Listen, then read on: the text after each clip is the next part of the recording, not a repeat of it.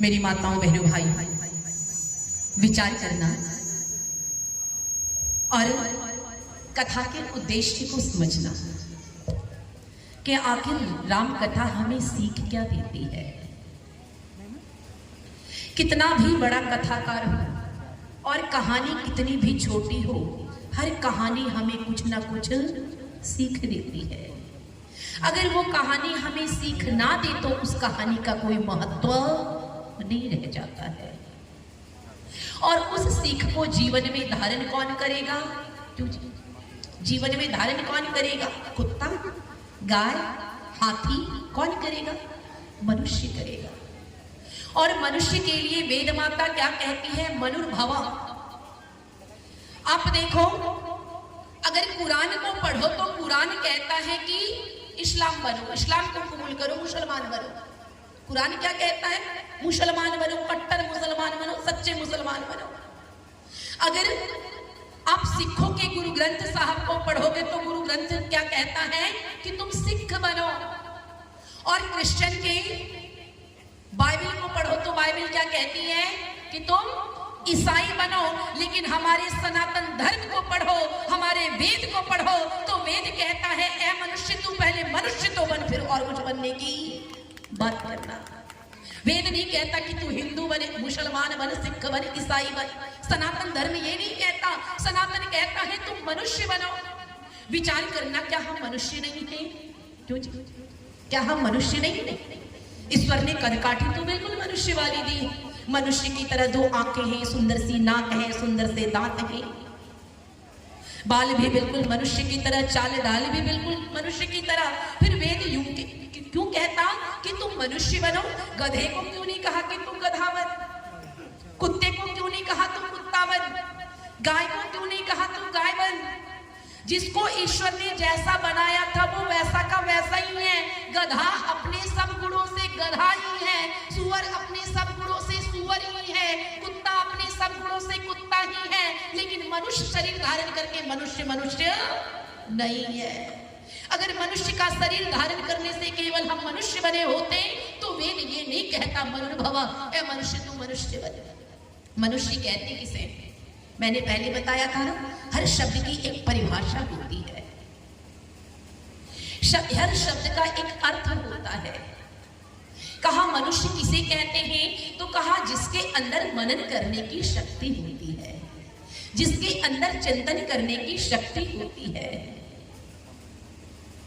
और जो मनन करता है, चिंतन करता है और अपने तार्किक बुद्धि का प्रयोग करके सही गलत का निर्णय करता है, सही को धारण करता है, सत्य को धारण करता है और असत्य का त्याग करता है, वही वास्तव में मनुष्य है।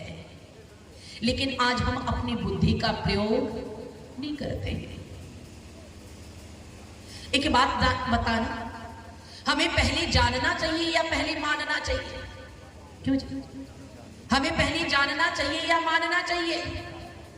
कहां पहले जानना चाहिए?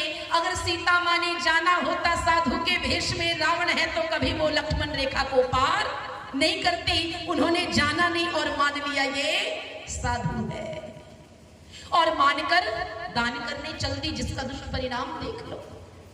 और हमने जब जब मान लिया, जब जब हमने मान लिया और जानने का प्रयास नहीं किया, तब तब हमारी दुर्गति हुई है। अंग्रेज आए और इस देश पर आक्रमण करके भारत को अपने कब्जे में कर लिए। क्यों? क्योंकि हमने उन्हें अतिथि मान लिया, उन्हें जानने का प्रयास नहीं किया। अरे सैकड़ों वर्षों तक मुगलों ने इस देश पर शासन किया। क्यों? क्योंकि हमने जान लिया, हमने मान लिया, जानने का प्रयास नहीं किया। मेरी माताओं बहनों भाइयों, विचार करना, ना जानने का नतीजा क्या होता है? ना जानने का नतीजा क्या होता है? कहते हैं एक गांव के पति पत्नी दिल्ली घूमने चले। ध्यान से सुना, एक गांव के बुजुर्ग पति पत्नी घूमने गए दिल्ली। पहली बार दिल्ली गए, कभी शहर गए, मन हुआ चलो, जिंदगी पूरी बीत गई, दिल्ली देखा है। और जब दोनों वृद्ध दिल्ली पहुंचे, स्टेशन से बाहर निकले तो पत्नी कहती अजी मुझे बड़ी तेज प्यास लगी है। जून का महीना था तो पति कहता है ऐसा करो तुम यहाँ कुर्सी पर बैठो, मैं अभी जाता हूं, पानी लेकर आता हूं। और वो पानी लेने थोड़ी दूर बढ़ता है तो रास्ते में एक अस्पताल पड़ता है, हॉस्पिटल। कहते हैं अस्पताल जब पड़ता है तो वो देखता है, वो कभी शहर गया नहीं था, उसने देखा कि उस अस्पताल में एक छोटा सा कमरा है और कमरे का दरवाजा खुला, 3 बूढ़ी महिला प्रवेश की, 3 बूढ़ी महिला प्रवेश की। और थोड़ी देर में जब वो दरवाजा खुला तो उससे 3 जवान नर्स निकली।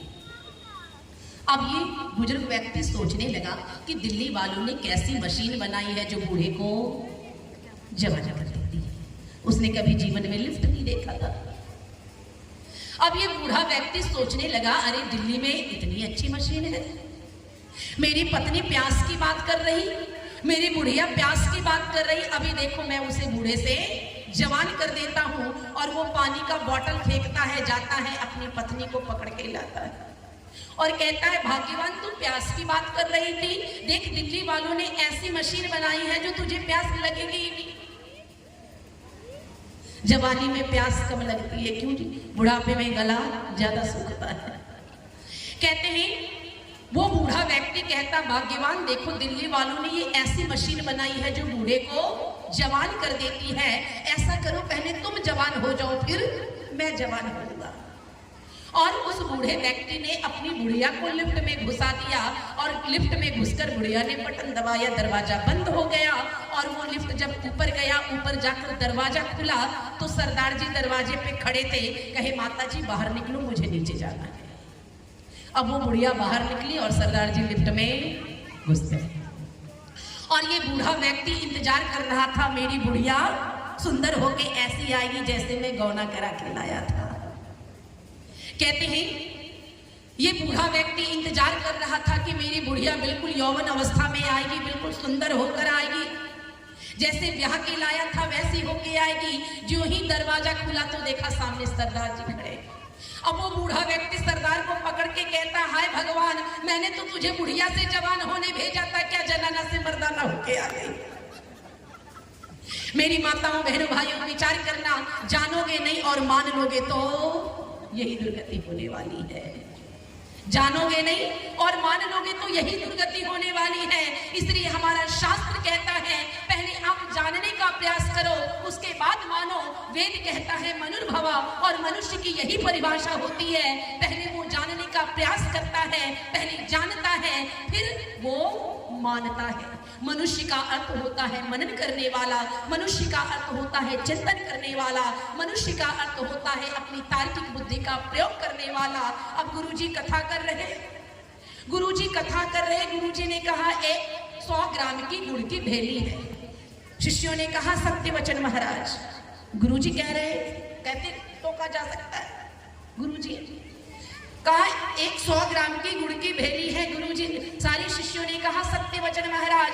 फिर गुरुजी ने कहा एक छोटी सी मक्खी आई, गुड़ की भेली पर बैठी। सब शिष्यों ने कहा सत्य वचन महाराज। फिर गुरुजी ने कहा उस मक्खी ने 100 ग्राम की गुड़ की भेली को लेके उड़ गई। सबने कहा सत्य वचन महाराज। क्या ये सत्य है? क्या ये सत्य है जी? ये सत्य नहीं है, ये असत्य है। लेकिन हमने अपने बुद्धि का प्रयोग नहीं किया, गलत को गलत कहने के बजाय हमने गलत को सही मान लिया, क्योंकि गुरुजी ने कहा है। मेरे भाइयों, अपनी बुद्धि का प्रयोग करो। ईश्वर ने अगर बुद्धि दी है ना, तो बुद्धि का प्रयोग करो। आज हमारे सनातन की इतनी दुर्गति क्यों है? क्यों कोई आके हमारे धर्म की हंसी उड़ा के चला जाता है? क्यों हमारे धर्म का मजाक बना के चला जाता है? क्यों कोई हमारी सीता माँ के ऊपर लांछन लगाकर चला जाता है? क्यों हमारे कृष्ण के ऊपर कोई चरित्र पे उंगली उठाकर चला जाता है? आज कारण क्या है? क्योंकि हमने अपनी बुद्धि का प्रयोग नहीं किया, हमने अपनी मनुष्यता का प्रयोग नहीं किया। अगर हमने अपने मनुष्यता का प्रयोग किया होता, हमने अपने तर्क का प्रयोग किया होता, हमने अगर अपने बल का प्रयोग किया होता, आज किसी की हिम्मत नहीं होती हमारे धर्म पर आंख उठाकर देख दे। उंगली उठाने की तो बात ही दूर छोड़ो। मेरे भाइयों, विचार करें, ये धर्म की रक्षा कब होगी? जब हम धर्म को जानेंगे। आज हम धर्म को जानते ही नहीं है। आज हमें पूजा की पद्धति पता नहीं, हम देवता को हमें पता ही नहीं देवता कौन है। याद रखना, देवता 5 प्रकार के होते हैं। देवता 5 प्रकार के होते हैं। क्यों माताओं, कौन देवता होते हैं? शिव जी, गौरी माँ। विचार करना, वास्तव में देवता होते कौन है? कहा 5 प्रकार के देवता होते हैं, ध्यान से सुनना। कहा पहला देवता कौन? कहा मातृदेवो भव। पहला देवता कौन है? और इन देवताओं को केवल हम ही नहीं मानते, हमारे मर्यादा पुरुषोत्तम राम भी माना करते थे। और इन देवताओं की पूजा हमारे भगवान राम भी किया करते थे। इन देवियों की पूजा हमारे कृष्ण भी किया करते थे, हमारे ऋषि महर्षि किया करते थे। किन देवताओं की पूजा? तो कहा पहला देवता कौन? मातृदेवो भव, माँ हमारी देवता है। कौन है देवता? पहला देवता कौन? मातृदेवो भव, माँ हमारे लिए देवी है। दुनिया में जितना सुख हमें माँ दिलाती है, दुनिया का कोई देवी देवता हमें वो सुख नहीं दिला सकता है। अरे ये माँ कौन सी देवी है? ये माँ कौन सी देवी है? हजारों पीड़ाओं को सहती है, 9 महीनों के कष्टों को सहती है, प्रसव पीड़ा को सहती है, तब जाकर हमारा अस्तित्व बनता है, हमें जन्म देती है। अगर ऐसी देवी की हम पूजा ना कर सके तो हमें नवरात्र करने का कोई अधिकार नहीं है। मेरी माताओं, अगर घर में सास दुखी है ना, अगर घर में आपके कारण सास के आंखों से आंसू निकले, आपके कारण आपकी माँ के आंखों से आंसू निकले, आपने जो भी तीर्थाटन किया है, जो भी जप तप किया है, उनके आंसुओं के साथ सारे व्रत आपके बहकर निकल जाते हैं, सारे तीर्थाटन आपके बहकर निकल जाते हैं, आपकी सारी व्रत तपस्या उनके आंसुओं से बहकर निकल जाती है। अगर वास्तव में देवी को पूजना चाहते हो तो अपनी माँ को पूज लो, क्योंकि ये मैं नहीं कह रही, ये वेद कह रहा है, ये शास्त्र कह रहा है। हमारे वाल्मीकि रामायण में कहा गया है, हमारे राम कहते थे, हमारे राम ने भी माँ की पूजा की थी, हमारे कृष्ण ने भी माँ की पूजा की थी, क्योंकि दुनिया में सबसे पहला देवी कोई है हमारे लिए, सबसे पहला देवता अगर कोई है हमारे लिए तो कहा मातृदेवो भव। प्रथम देवता कौन है? माता है। और फिर दूसरा देवता कौन है? फिर कहा पितृदेवो भव। दूसरा देवता कौन है? पितृदेवो भव। अरे कहा माँ चूल्हे में जलती है और पिता धूप में पकता है, तब जाकर घर में रोटी बनती है। कहा पहला देवता माँ और दूसरा देवता पिता है। जिस घर में माता पिता खुश हैं तो तुम्हें किसी देवताओं के दर्शन करने की आवश्यकता नहीं है। अगर घर में माता पिता दुखी हैं, लाख तीर्थाटन कर लो, उससे कोई लाभ मिलने वाला नहीं है। कहा मातृदेवो भव, पितृदेवो भव, और फिर तीसरा क्या कहा? आचार्य देवो भव। आचार्य किसे कहते हैं? गुरु किसे कहते हैं? क्यों? गुरु 2 अक्षरों से मिलकर बना है, 2 अक्षर 2 व्यंजन स्वरों से मिलकर बना है। कहा गु और रु। गु का अर्थ क्या हुआ? कहा अंधकार। गु का अर्थ अंधकार और रु का अर्थ प्रकाश। कहा जो हमें अंधकार से प्रकाश की ओर ले जाने का कार्य करता उसी को गुरु कहते हैं। अगर गुरु के नाम पर हमें जो अंधकार में धकेल रहा वो नाम का गुरु है, काम का गुरु नहीं है। विचार करना। कहा मातृदेवो भव, पितृदेवो भव, आचार्य देवो भव। फिर चौथा कौन कहा? अतिथि देवो भव। चौथा कौन? अतिथि देवो भव। कहा अतिथि के आने से धर्म की रक्षा होती है, अतिथि के आने से हमारा उद्धार होता है, अतिथि के आने से हमारा जीवन परिवर्तित होता है। याद करना, अहिल्या के दरवाजे पे कौन अतिथि आए थे? माँ अहिल्या के दरवाजे पे अतिथि बनकर कौन आया था? और वो अतिथि ऐसा आया कि उसका उद्धार कर गया। माँ अहिल्या के दरवाजे पर राम लक्ष्मण आए थे विश्वामित्र के साथ। कल की कथा यही समाप्त हुई थी ना जी। विचार करना, दरवाजे पर कौन आए? भगवान राम और लक्ष्मण अतिथि बनकर आए और माँ अहिल्या ने उनका आतिथ्य किया और भगवान राम ने आतिथ्य स्वीकार किया, सम्मान किया, सेवा की, पूजा की। पूजा का अर्थ क्या होता है? फूल अगरबत्ती दिखाना। क्यों? पूजा का अर्थ क्या होता? पूजा का मतलब क्या होता? फूल चढ़ाना, अगरबत्ती चढ़ाना। जाड़े का मौसम है, पिता के ऊपर एक लोटा जाके जल चढ़ा दो, पिता की पूजा हो गई। कहा पूजा करने का ये तरीका नहीं है। कहा पूजा का अर्थ होता है सत्कार करना।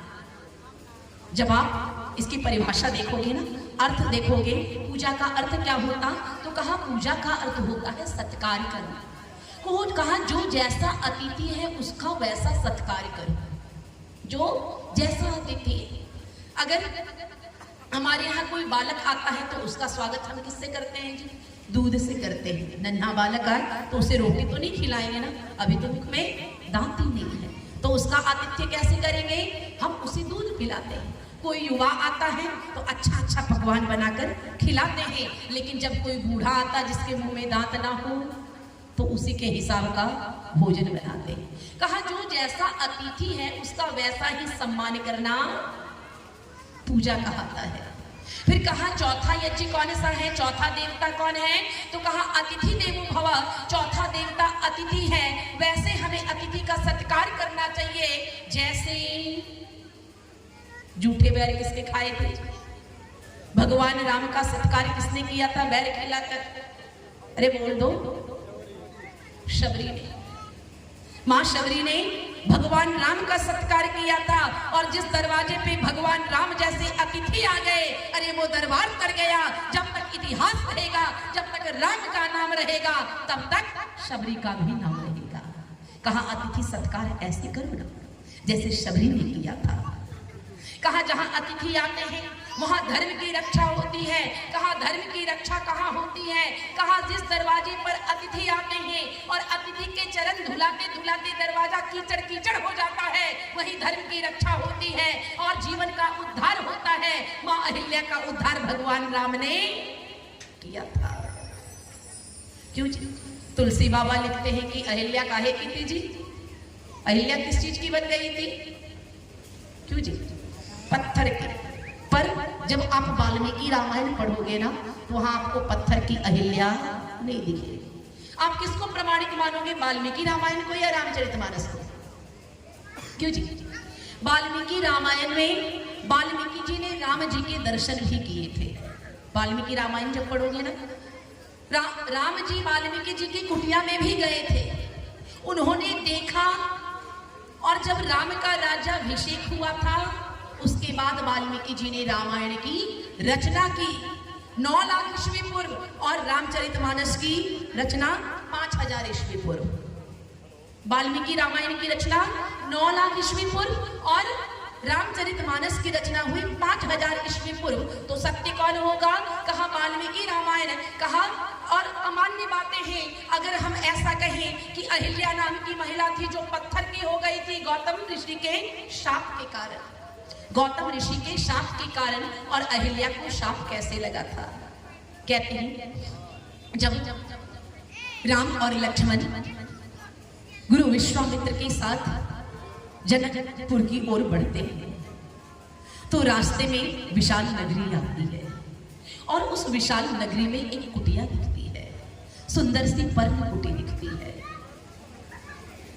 और प्रभु राम पूछते हैं गुरुजी यह कुटिया किसकी है?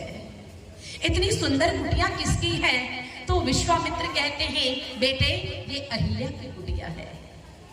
ये कुटिया अहिल्या की है जहां गौतम ऋषि अपनी पत्नी अहिल्या के साथ निवास करते थे। एक दिन प्रातः स्नान को ब्रह्म मुहूर्त में गौतम ऋषि स्नान को गए और मौका देखकर इंद्र गौतम का रूप धारण करके अहिल्या की कुटिया में प्रवेश किया और संभोग की इच्छा व्यक्त की। और अहिल्या ने अपना पति समझकर, गौतम समझकर, क्योंकि वो गौतम का रूप धारण करके आए थे, और गौतम समझकर उसने उसके साथ समागम किया। और जब गौतम ऋषि आए और इंद्र बाहर निकल रहा था, तो जब दृष्टि पड़ी इंद्र पर तो इंद्र का चेहरा पीला पड़ गया, डरा सहमा सा। गौतम ऋषि ने सब समझ गया और गौतम ऋषि जाकर शाप दे देते हैं। गौतम ऋषि अहिल्या को शाप दे देते हैं, और शाप क्या देते हैं? उसका त्याग कर देते हैं। मेरी बहनों एक बात बताना, अगर पत्नी का त्याग पति कर दे तो पत्नी तो पत्थर की ही हो जाएगी ना। क्यों जी? अगर पत्नी का त्याग पति कर दे तो वो पत्थर की हो जाती है। कहा पत्थर की हो जाने का मतलब ये नहीं कि वो पत्थर का टुकड़ा हो जाती है, पाषाण का रूप धारण कर लेती है। कहा उसके जीवन का कोई अस्तित्व नहीं रह जाता है। और गौतम ऋषि अहिल्या का त्याग करके चल देते हैं, और उसी कुटिया में मां अहिल्या तपस्या करती है, अपने जीवन को गुजारती है। जब कुछ वर्ष बीतते हैं, वर्षों बाद भगवान राम आते हैं। अरे जिस कुटिया में जिसका त्याग पूरे समाज ने कर दिया था, जिस माँ अहिल्या का, जिस अहिल्या का त्याग स्वयं पति गौतम ऋषि ने कर दिया था, जिस अहिल्या का त्याग पूरे समाज ने कर दिया था, जिसकी कुटिया में जाना भी पाप माना जाता था, उसकी कुटिया में मेरे प्रभु राम प्रवेश करते हैं, लक्ष्मण प्रवेश करते हैं, ऋषि विश्वामित्र प्रवेश करते हैं और माँ अहिल्या उनका स्वागत सम्मान करती है, अर्घपाद्य से सम्मान करती है। और जिसका आतिथ्य भगवान राम ने स्वीकार किया हो, जिसका त्याग पूरे समाज ने कर दिया, जिसका त्याग जिसके पति ने कर दिया, वहां भगवान राम आए और उनके आतिथ्य को स्वीकार किए। बताओ माँ अहिल्या का जीवन तर गया या नहीं तर गया? जिसे अब तक दुनिया तिरस्कृत समझ रही थी, जिसे बुरी दृष्टि से देख रही थी, जिसके दरवाजे पर जाना भी पाप माना जाता था, लेकिन भगवान राम उस कुटिया में प्रवेश करके अहिल्या का उद्धार कर देते हैं। और इतना ही नहीं, वाल्मीकि रामायण को पढ़ोगे तो वाल्मीकि रामायण में लिखा मिलेगा कि भगवान राम माँ अहिल्या के चरण स्पर्श करते हैं, माँ अहिल्या का चरण स्पर्श करते हैं, आशीर्वाद लेते हैं। लेकिन हमारे ग्रंथों में घालमेल कर दिया गया। अरे जो माँ अहिल्या तपस्विनी थी, उन्हें पत्थर का बता दिया गया। मेरी माताओं बहनों भाइयों, अगर परम पिता परमात्मा ने हमें बुद्धि दी है तो आप बुद्धि का प्रयोग करो। आज हम अपने ग्रंथों की बात अपने बच्चों से कहें जो लिखा है तो वो मानने को तैयार नहीं होंगे। आज अगर विज्ञान के स्टूडेंट को बताएं कि पत्थर की अहिल्या से राम जी ने चरण लगाया और वो मनुष्य हो गई, वो स्त्री हो गई, तो क्या विज्ञान का छात्र इस बात को मानेगा? वो तो सीधा कहेगा पिताजी गप्पे क्यों हाँक रहे हो, क्योंकि ये तो गप ही हो सकता। अरे प्रकृति से विपरीत दुनिया में कुछ भी नहीं हो सकता। कहते हैं अगर देवताओं की पूजा करनी है तो कहा प्रथम देवता कौन है? क्या क्या बताइए जी? ये बड़ा शोर हो रहा है, इधर बच्चे शोर मचा रहे हैं, थोड़ा भैया उसे हटाना उधर से। कहा पहली देवी कौन है? पहला देवता कौन? मातृ देवो भव। ध्यान से सुनना, कल फिर पूछूंगी, आज बता रही कल पूछूंगी। कहा पहला देवता कौन? तो कहा मातृ देवो भव। कहा दूसरा देवता कौन? कहा पितृ देवो भव। फिर कहा तीसरा देवता कौन? कहा आचार्य देवो भव। फिर चौथा देवता कौन? कहा अतिथि देवो भव। और पांचवा देवता कौन? ध्यान से सुनना, ध्यान से सुनना। पांचवा कौन देवता? तो पति को क्या बताया गया जी? पति क्या होता है? अरे जोर से बोलो, पति क्या होता है? मेरे भाई लोग जरूर उत्तर देंगे। कहा पति को क्या बताया?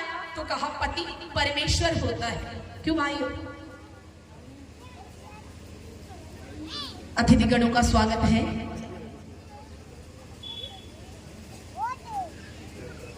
हमारे देश की परंपरा है कि जब हमारे दरवाजे पे अतिथि आते हैं तो उनका स्वागत सम्मान होता है। और स्वागत करने का तरीका क्या है? तो कहा पहले पानी से, कोई अतिथि आए तो पहले पानी से, फिर वाणी से, फिर सानी से।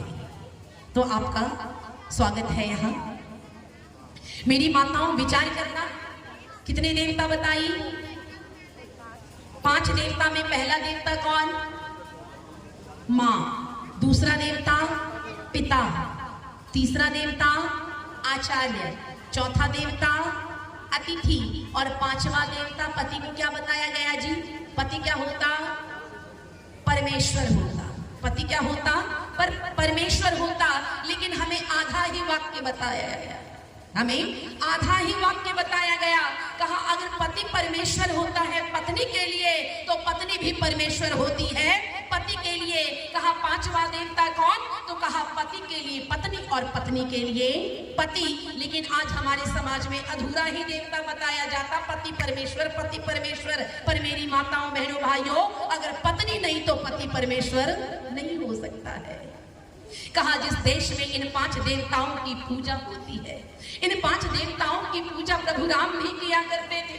देखो कहीं भी सीता का अपमान भगवान राम ने नहीं किया है, कहीं भी सीता का अपमान भगवान राम ने नहीं किया, कहीं भी पिता का अपमान भगवान राम ने नहीं किया, कहीं भी माँ का अपमान, कहीं भी गुरु का अपमान नहीं किया। अरे वास्तव में पूजा करना चाहते हो, देवी देवताओं को खुश रखना चाहते हो, अरे जिसके दरबार में, जिसके दरवाजे पर, जिसके मकान में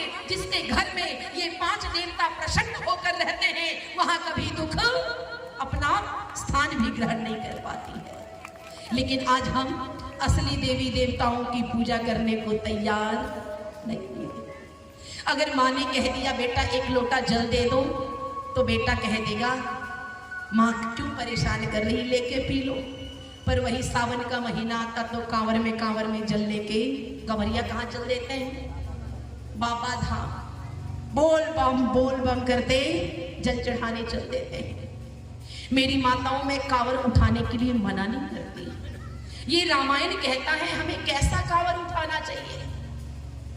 रामायण कहता है हमें कैसा कांवर उठाना चाहिए, तो कहा हमें वो कांवर उठाना चाहिए जो श्रवण कुमार ने उठाया था। क्यों जी? कांवर तो श्रवण कुमार ने भी उठाया था। याद है माताओं उसका कांवर कैसा था? कहा कांवर तैयार की, एक और अपनी अंधी माँ को और एक और अंधे पिता को बिठाया और संकल्प लिया कि चारों धामों की यात्रा करवाओ। अगर वास्तव में पूजा करना चाहते हो, देवताओं को प्रसन्न रखना चाहते हो, अगर वास्तव में राम को जीवन में धारण करना चाहते हो, तो उनकी पूजा करो जिसकी पूजा भगवान राम ने किया था। मेरी माताओं विचार करना, अगर समय पर बुद्धि नहीं खुलेगी ना, फिर हाथ से समय निकल जाएगा तो चाह कर भी कुछ कर नहीं पाओगे। क्योंकि यह मनुष्य शरीर जो है बहुत ही अनमोल है। इसलिए कहा और निवेदन करूंगी कि आप सभी मेरे साथ बोलेंगे। क्यों जी बोलेंगे? बोलेंगे, आपकी आवाज नहीं आती।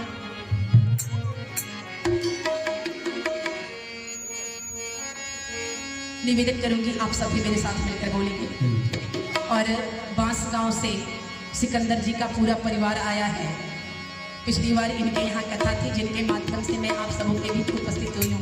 बहन पलक आई है, सिकंदर जी आए हैं, शैलेश जी आए हैं, उनका परिवार आया है, मंजू जी आई है, सबों का स्वागत है यहाँ। देखो मैंने एक परिवार त्यागा और हजारों परिवार को पाया। फायदे में हो कि नुकसान में हो? फायदे में। आप सब तो हमारे परिवार हो ना। आइए कहा निवेदन करूंगी आप सभी मिलकर बोलेंगे। मानुष तन अनमोल रे, एक को दे दो भैया, आप चेक करना, चेक करिए माइक।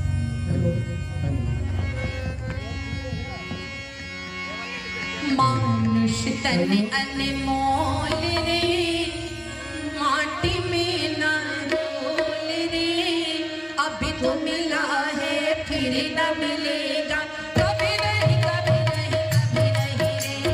मानुष तन अनमोल रे, माटी में ना रोल रे, हमको मिला है कभी नहीं कभी नहीं।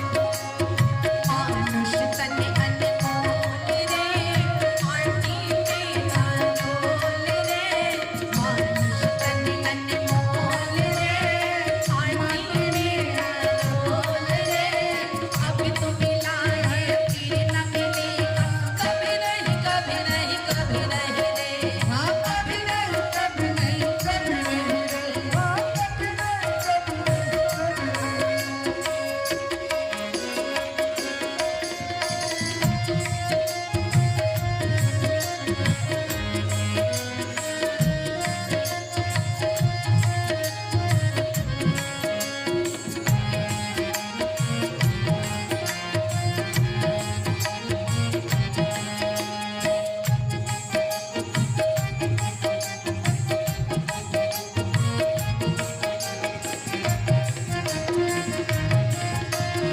मानुष तन अनमोल रे, माटी में ना रोल रे, अभी तो मिला है फिर न मिलेगा, कभी नहीं कभी नहीं कभी नहीं रे।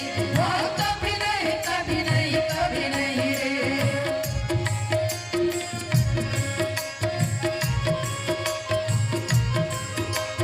तू सत्संग में आया कर, गीत प्रभु के गाया कर।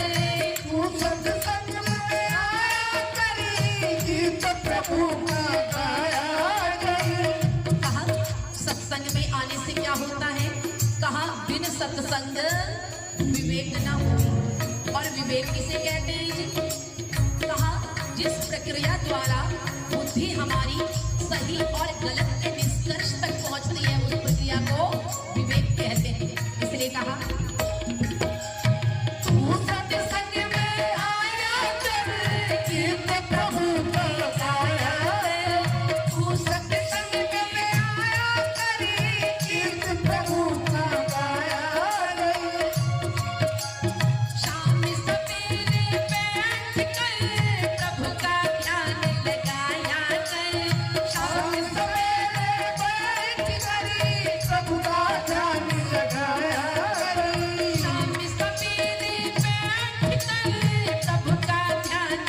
आया कर शाम सवेरे बैठ करी प्रभु का ध्यान लगाया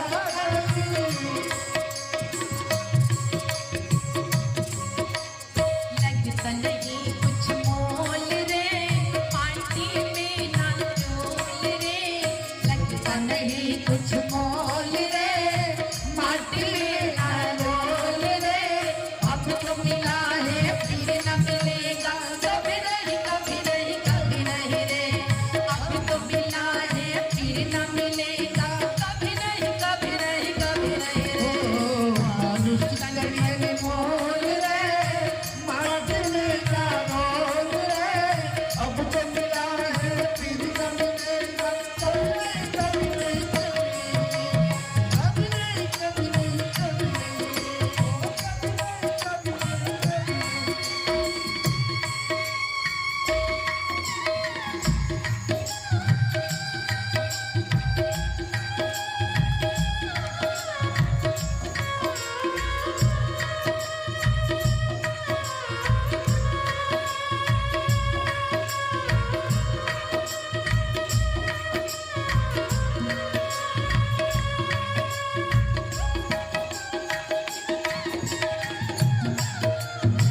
ये दुनिया एक सराय एक पानी देखी ये दुनिया एक सराय एक पानी देखी हर चीज यहाँ आनी और जानी देखी ये दुनिया एक सराय एक पानी देखी हर चीज यहाँ आनी और जानी देखी जो आके ना जाए वो बुढ़ापा देखा जो आके ना जाए वो बुढ़ापा देखा और जो जाके ना आए वो जवानी देखी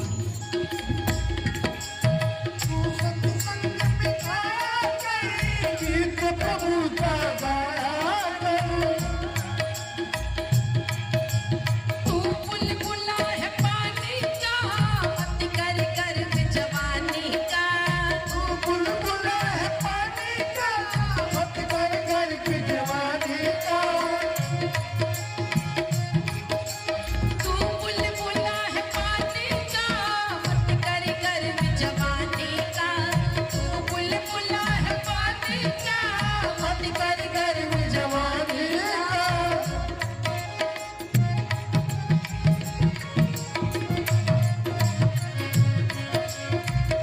नेक कमाई कर लर बंदे पता नहीं जिंदगानी का नेक कमाई कर लर बंदे पता नहीं विचार करना जो अक्सर देखते हैं जो दुकानदार होते हैं सारे नहीं होते जो बनिया होते हैं जो दुकान करते हैं अक्सर थोड़ा कम तोल जाते हैं अगर 1 किलो तोलना हो तो 900 ग्राम तोलते 950 ग्राम तोलते कुछ तो ऐसे बेईमान होते 800 ग्राम तोलते याद रखना मेरी माताओं बहनों भाइयों मैं यहाँ के लोगों के लिए नहीं कह रही यहाँ तो सारे ईमानदार बैठे विचार करना अगर आप एक बनिया ग्राहक को थोड़ा कम तोलता है तो 100 ग्राम 200 ग्राम से ग्राहक का कोई ज्यादा लाभ हानि होने वाला नहीं है पर अगर उसने कम तोल दिया ना अगर उसने कम तोल दिया तो आंख की जगह एक आंख तोल दी तो सारी जिंदगी भर खाना खाना सुनना पड़ेगा अगर 2 टांग की जगह 1 टांग तोल दिया तो जिंदगी भर लंगड़ा बन के जीना पड़ेगा इसलिए कहा तुम्हारे कम तोलने से ग्राहक का कोई ज्यादा हानि होने वाला नहीं है अगर उसने बेईमानी कर दी तो बहुत बुरा परिणाम होगा इसलिए कहा तू बुलबुला है पानी का मत कर कर के जवानी का बुलबुला है पानी का मत कर कर के जवानी का नेक कमाई कर ले बंदे पता नहीं जिंदगानी का नेक कमाई कर ले बंदे पता नहीं जिंदगानी का क्या कहा पूरा पूरा तोल रे माटी में ना रोल रे पूरा पूरा तोल रे माटी में ना रोल रे अब तो मिला है फिर न मिलेगा कभी नहीं कभी नहीं कभी नहीं रे अब तो मिला है फिर न मिलेगा कभी नहीं कभी नहीं कभी नहीं रे माटी में ना रोल रे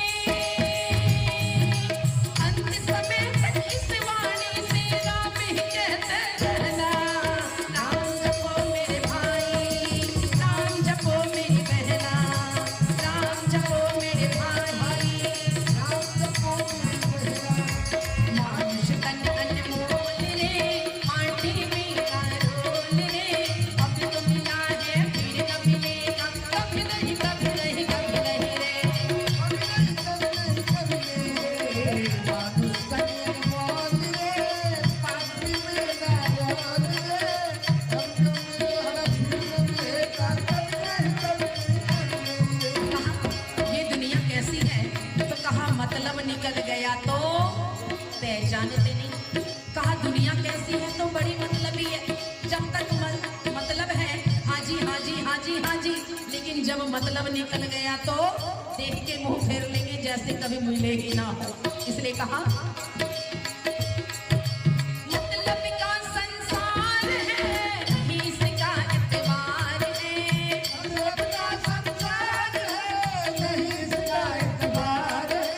मतलब का संसार है, नहीं इसका एतबार है। मतलब का संसार है, नहीं इसका एतबार है। संभल संभल कर पाँव धरो, ये फूल नहीं अंगार है। संभल संभल कर पाँव धरो, ये फूल नहीं अंगार है। कहाँ हमारी वाणी कैसी होनी चाहिए? ऐसी वाणी बोलिए मन का आपा खोल, औरन को शीतल करे, आप हो शीतल हो। सबसे मीठा बोल रे, आंटी मेरा रोल रे। सबसे मीठा बोल रे, आंटी मेरा रोल रे। अब तो मिला है फिर न मिलेगा, कभी नहीं कभी नहीं कभी नहीं रे। अब तो मिला है फिर न मिलेगा, कभी नहीं कभी नहीं कभी नहीं रे। मानुष तन अनमोल रे, आंटी मेरा रोल रे। मानुष तन अनमोल रे। अब तो मिला है फिर न मिलेगा, कभी नहीं कभी नहीं कभी नहीं रे। हाँ अब तो मिला है फिर न मिलेगा, कभी नहीं कभी नहीं कभी नहीं रे। त्र्यंबकं यजामहे सुगन्धिं पुष्टिवर्धनम्। त्र्यंबकं यजामहे सुगन्धिं पुष्टिवर्धनम्। उर्वारुकमिव बन्धनान् मृत्युर्मुच्यमामृतात्। उर्वारुकमिव बन्धनान् मृत्युर्मुच्यमामृतात्। ॐ भूर्भुवः स्वः तत्सवितुर्वरेण्यम्। ॐ भूर्भुवः स्वः तत्सवितुर्वरेण्यम्। भर्गो देवस्य धीमहि धियो यो नः प्रचोदयात्। भर्गो देवस्य धीमहि धियो यो नः प्रचोदयात्। मानुष तन अनमोल रे, आंटी मेरा रोल रे। अब तो मिला है फिर न मिलेगा, कभी नहीं कभी नहीं कभी नहीं रे। अब तो मिला है फिर न मिलेगा, कभी नहीं कभी नहीं कभी नहीं रे। हाँ अब तो मिला है फिर न मिलेगा, कभी नहीं कभी नहीं कभी नहीं रे। हाँ कभी नहीं कभी नहीं कभी नहीं रे। हाँ कभी नहीं कभी नहीं कभी नहीं रे। हाँ कभी नहीं कभी नहीं कभी नहीं रे। बोलिए सच्चिदानंद भगवान की। कुछ कहना चाहें? हाँ, कह दीजिए। हरिओम हरिओम।